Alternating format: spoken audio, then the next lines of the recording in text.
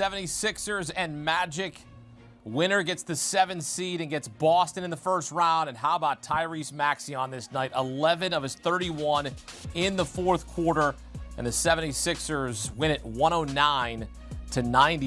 VJ Edgecombe, the rookie, goes for 19 points, 11 rebounds in 42 minutes. Maxey leading the way without Joel Embiid, still remains out, recovering from an appendectomy.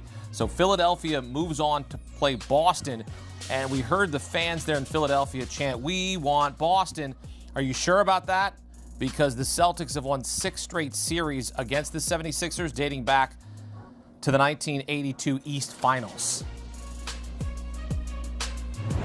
Back here with John Gonzalez. And John, how about the effort from Tyrese Maxey? 11 of his 31 in the fourth quarter to propel the 76ers to victory. What did you see out of him in that clutch time there for the 76ers and how they're able to advance? Yeah, he was great tonight. He's been great all season, right? I mean, in a season that's been, let's call it uneven in Philadelphia, where the vibes were pretty good to start the year. He and VJ Edgecombe and that young backcourt were playing well, and you're figuring, like, whatever you can get out of Joel Embiid and PG is just a bonus. And then the wheels came off, because it always does with the Sixers when Embiid is hurt, and then also Paul George gets suspended. But Tyrese Maxey has been the one constant positive for the Sixers this season. The 5th leading scorer in the NBA, 31 points tonight. They needed all of it, right? I mean, both teams really offensively challenged tonight, especially the Orlando Magic. Desmond Bane played pretty well for the Magic, but Maxey, they needed those 31 points. And then, alongside VJ Edgecombe, the rookie, what more can you ask from that kid, right? I mean, like, he was big tonight, and I'm excited to see how those two guys play in the postseason when they get into the playoffs proper against the Boston Celtics. I don't think it's going to be a good series, but maybe it's something they can build on moving forward. Yeah, they don't have Joel Embiid, and they get VJ Edgecombe to step up with a double-double, 19 points, 11 rebounds. Here, the rookie is playing like a veteran here. And I know this isn't a playoff game, it's a play-in game, but when you look at what he was able to do, this could be an X factor for the 76ers moving forward. And I know it's going to be against the Boston Celtics, but if they're able to make that a series, it's going to come down what he can do in that series, John. Yeah, I'm skeptical that they can make it a series, but absolutely right. That, like, if they're going to be anywhere close to being competitive in that series, they're going to need those 3 guys who are still upright and playing, Tyrese Maxey, Paul George, and especially VJ Edgecombe, to really contribute. And VJ was excellent tonight, and he's been great all season. And last year when they had that back-end tank where Embiid wasn't available basically for the entire season, and then Paul George just was flat out not good, they end up tanking, and they get some lottery luck. And I actually asked Tyrese Maxey at the All-Star game, hey, last year wasn't great, but was it worth it? Because ultimately that ended up resulting in you landing a pick that turned into VJ Edgecombe. And he was like, yeah, I hate losing, but yes, we love having him on this team. I love having him in the backcourt. They're very friendly, both of those guys. And it's one of those situations where they're both on the same timeline. So whatever happens with Joel Embiid and Paul George moving forward, you're pretty confident that that's going to be their backcourt, not just of the present, but of the foreseeable future. Yeah, VJ Edgecombe, certainly a winner. He was a winner in his 1 year at Baylor, and now looking to be a winner for Philadelphia here in the first round against the Boston Celtics as they earn the 7 seed. Will face the Celtics in the first round. Philadelphia has lost 6 straight series against Boston. We heard the fans there in Philadelphia chanting, "We want Boston." You sure about that?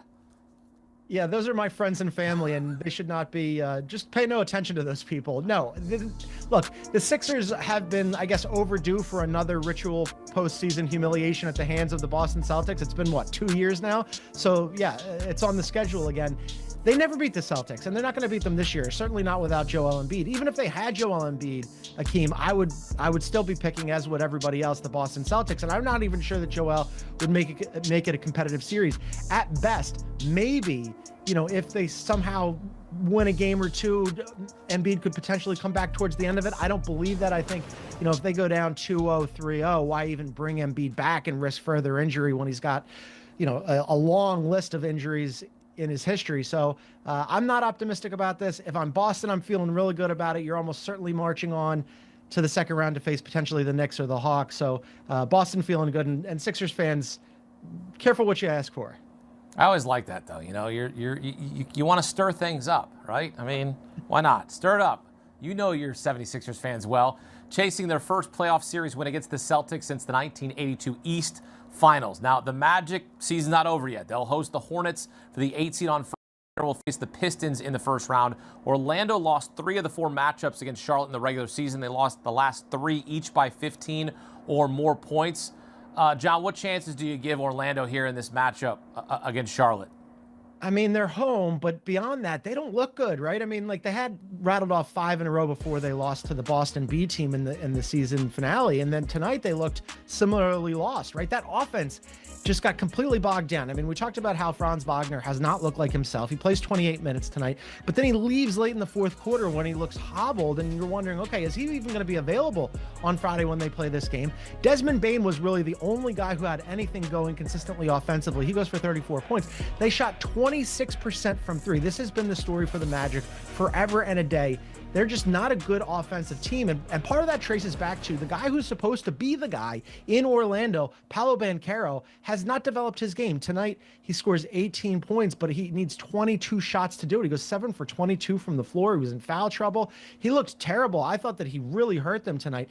And so I'm skeptical about the Orlando Magic offense. And then meanwhile, here comes the Charlotte Hornets, who their offense is, lights out all the time. They've got 3 guys in Con Knipple and LaMelo Ball and Brandon Miller, who all shot more than 200 made 3-pointers this year. I mean, like, that's a really fun offense. I just have a really hard time believing that the Magic are going to be able to keep up with Charlotte. And as you mentioned, the Magic have already lost 3 of 4 to the Hornets this season. So, if we're doing picks now, I'll take the Hornets. Yeah, I know you will. Well, why not? Why would you get off the bandwagon? John Gonzalez here with us on CBS Sports HQ. John, thank you. As the play-in tournament continues in the NBA, here's a look at the odds to win the Eastern Conference. Boston listed as the favorite. Celtics looking to win the East for the second time in 3 seasons. Celtics are followed by the Cavaliers, Pistons, and Knicks as the play-in tournament continues in the NBA. An OT thriller weren't enough for you. The madness continues tonight. Magic, Sixers, that short home favorite. And then with a 10 p.m. tip-off, we have the Warriors and we have the Clippers. Clippers laying 5.5 at home.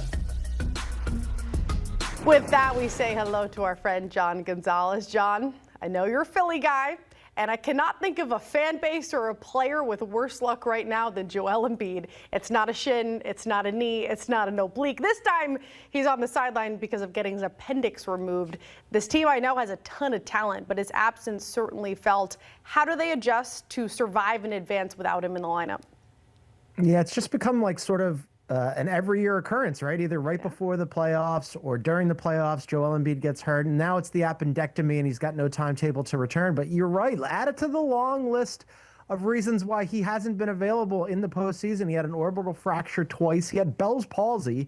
He had a torn meniscus twice and a torn thumb ligament. So part of it is, man, what a bummer for the Sixers. But part of it is also the Sixers have been here before, and they know that this has happened previously, and they have to just sort of adjust on the fly. So the easy answer is, how do they adjust? Well, the easy answer is Tyrese Maxey, right? The 5th leading scorer in the NBA. He's had an excellent season. That backcourt between he and VJ Edgecombe, the rookie, is dynamic. They're young, they're fun, they're exciting, and they're going to be together for quite some time. And then beyond that, I think Paul George really needs to step forward. He missed 25 games due to a suspension for violating league substance abuse policy. He really has to be the guy that they gave max money to. He wasn't last season. He was periodically this year, although he was only intermittently available because of that suspension. But he really needs to be in this 7-8 matchup if they want to move on and then play your Boston Celtics, and would almost certainly be a romp. But first things first, they got to take care of the Orlando Magic. Oh, John, really positive for your squad. I mean, maybe they might have a chance. I don't know. You mentioned they're prepared for these injuries, but it's the worst case scenario because you're going up against a Magic team that's getting healthy at the right time with Wagner and Black returning to action. They're picking up that momentum, 7-3 in their last 10 games. What will be the deciding factor tonight between these two teams? Yeah, I think it's the Magic offense. I mean, the Magic have been known for quite some time to be a good defensive team. They took a little bit of a step back in the defensive department this year, but their offense is always suspect forever, for well over a decade. Until this season, they were in the bottom third of the league in offensive rating. This year, they were 18th, which actually represents a step up for them, right? But you see in this last game against the Boston Celtics, where the Boston Celtics didn't play anybody. They had the 2 seed locked up. They basically had their B and C team out there, and the Magic lost that game. Had they won that game, they would have been the 7 seed. They would have been hosting the Sixers tonight and instead of playing in Philadelphia. And yet, despite the fact that Boston didn't have anybody on the floor, the Magic only mustered 108 points. So that offense against, I'm a little skeptical here. Yes, Black is healthy. Franz Wagner did not look like himself in that game, so I'm a little concerned, and we'll keep an eye on him in this game to see what kind of offensive output and what kind of output they get out of him, period. So you're really going to need Paolo Banchero to step forward. I think he's been sort of disappointing in his career. He really hasn't taken that step forward. He's not a good shooter. They're going to need a big game from him. Jalen Suggs, he's been uneven. And then Desmond Bane, who they traded 4 first-round draft picks for to elevate that offense, they're going to need a big boost from him too. So if the Magic want to move on, they're going to have to figure out, Jamal Mosley's going to have to figure out how to wring more offense out of a team that's struggled in that department. Yeah, what can I say? You know, like the Water Boys on the Celtics could beat. No, I'm just kidding. I'm just kidding. We mentioned the fact that this is a 7-8 seed matchup, so it's not win or go home. The loser does get one more shot facing the Hornets on Friday for the 8th seed, and the winner gets to face my Celtics in the first round. What a reward it is. Philly won the regular season series 2-1. All 3 meetings decided by 12 or more points. Who wins this one, John? Yeah, as you mentioned, Sixers took 2 out of 3 against Orlando this season. And then when you look at the playoff teams and the play-in teams, you put them all together, Orlando had the 2nd worst road record. They were under 500 at 19-20 on the road this season. The game's in Philly, and you and I were talking about this before we came on the air, but with Philadelphia, I sort of always expect like the most painful outcome, right? They owe a top 4 protected pick to Oklahoma City, and they don't have great odds to keep it. It would be like less than a 3% chance to keep that pick if they crash out of the plan. I would rather them do that and roll the long odds on keeping the pick than winning this game and going on to face your Boston Celtics in what would almost certainly be a romp, because the Celtics always defeat the Sixers in the postseason. It's always pain for Philadelphia and always joy for Boston. So naturally, the Sixers will win this game tonight. They'll go on and play Boston. I'll take the Sixers. John's like, just go to Cancun now, please. I don't need this. I don't need this suffering. So that's not win or go home. You get one more shot if you lose. That is the case, though, with the 9 and 10 seeds, the Clippers, the Warriors. The winner moving on to face the Suns on Friday. The Warriors have a very tall task here, John. Steph back in the lineup for just 4 games since his knee injury. He has yet to play over 30 minutes in any game. The Clippers healthy for now. Who dictates the tempo in this game? Yeah, neither of these teams play very fast. Golden State 18th in pace, Clippers 28th. Only the Rockets and the Celtics play slower. The Clippers 11th in offensive rating, 18th in defensive rating. The Warriors right around there in both categories. Both of them are sort of just middle of the pack. Neither of them have had very good seasons. The Warriors have scored slightly more points per game than the Clippers, and they've given up slightly more points per game. The whole thing here is pretty evenly matched. The Clippers just beat the Warriors in that final game. I don't see a ton of separation here, except for the Warriors leading the league in 3-point attempts, averaging 44 per game. So I think like that's really what the Warriors want to do. They want to jack up as many threes as possible and hope for the best. I think that it would probably be that leaning that way for who dictates the pace, who dictates how this game is played. But I don't know that necessarily helps Golden State win this game, because as we've seen, it has not been a fantastic season in Golden State with Steph Curry being out, Jimmy Butler blowing out his ACL. I don't have high hopes for them tonight. Yeah, and I mean, you think if you're the defense playing, there's one guy you're going to focus on. You mentioned them jacking up the threes. I'm sure Steph is going to have coverage all over him. And it was interesting to hear Kawhi ahead of this game saying, you know, Steph is one of the best players in this game. It's a great opportunity to go up against him. But I think Kawhi needs to give some credit to himself, because we're talking 2 future Hall of Famers on the court with both him and Curry, both with the postseason resumes to boot. What do you make of their roles in a critical matchup like this? Yeah, they're the whole ball game, right? I mean, for the Clippers, Kawhi isn't just part of the show; he's the entire show. I mean, at the deadline, if the Clippers liked their team, Claudia, they would not have at the deadline traded 2 of their 5 starters, right? They traded away James Harden and Ibaka Zubac. And yes, they get in Darius Garland, who's younger and he's got injury issues. And yes, they bring in Benedict Mathurin. But when you look at that team, the way that the Clippers go is how Kawhi Leonard goes. Now, the good news is he's having a phenomenal season. I mean, he's having one of his highest scoring seasons in quite some time. He played 65 games. He's going to make All-NBA. He was already an All-Star. So this is the kind of Kawhi Leonard, vintage Kawhi Leonard that we got back when he was making his run with the Toronto Raptors and before that the San Antonio Spurs. And then on the flip side, it's the same deal for Golden State, right? This is not a good offensive team. They struggled without Steph Curry. He only played 43 games this season with an ankle injury and now sort of a knee injury. and he might be on a minutes restriction tonight. It doesn't matter because when he's out there, even when he's on a minutes restriction, he can get buckets in bunches. And even at 38 years old, he remains such a dangerous player. So my suspicion here is that whichever one of these two guys gets super hot tonight, that's which team is going to win. Yeah, I have to agree. And in a way, can we say it's a win for the Clippers with that post-trade situation to even be here? And with all the injuries for the Warriors, it's a win for them to get to this point. But the fairy tale chapter could very well come to a close for either side. How do you see it ending, John? Yeah, I don't feel great about either of these teams. Whoever wins here, I'm not sure that they're getting out of the play-in anyway. They're going to have to face the Suns.